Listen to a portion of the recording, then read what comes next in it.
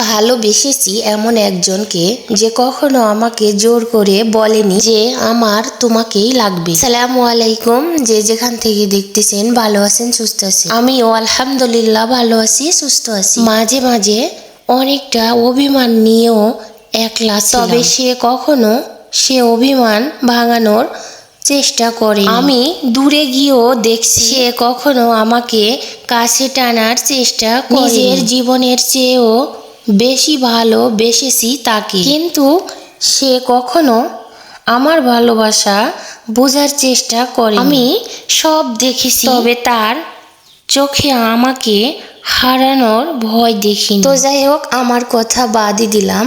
তো আমাদের পাশের এক মেয়ে আমাকে বলল, ভাবি আমি একটা ছেলের সাথে 3 বছর ধরে রিলেশন করার পর আমার প্রেমিকের মা বিয়ের সময় বলছে আমি নাকি তাদের বাড়ির বউ হওয়ার যোগ্য নই। আজ 5 বছর পর আমার একটা সাইনের জন্য মা ছেলে আমার অফিসে 3 বার আসে। তাই বলি, কখনো কোনো মানুষকে অযোগ্য মনে করবেন না। কখন কার দরজায় কে যায় বলা যায় না। কেউ তোমাকে ছেড়ে চলে গেছে এর মানে তুমি মূল্যহীন নয়, তুমি সস্তা নয়, বরং সে তোমাকে চিনতে ভুল করছে। তোমাকে চিনার ক্ষমতা তার নেই। কথায় আছে না, আলুর ব্যাপারই তো আর সোনা চিনে না। তাই বলি, নিজেকে ব্যস্ত করে নাও, সবার কাছ থেকে নিজেকে আলাদা করে নাও।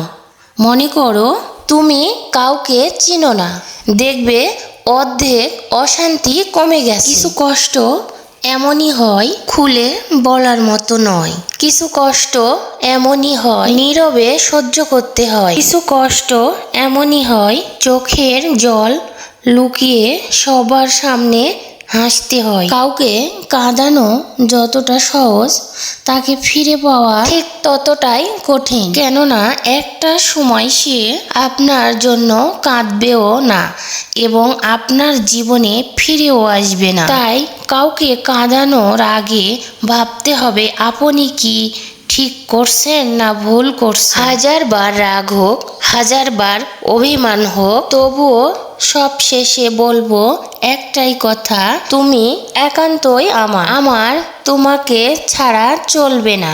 যতদিন বেঁচে আছি বলতে পারবো না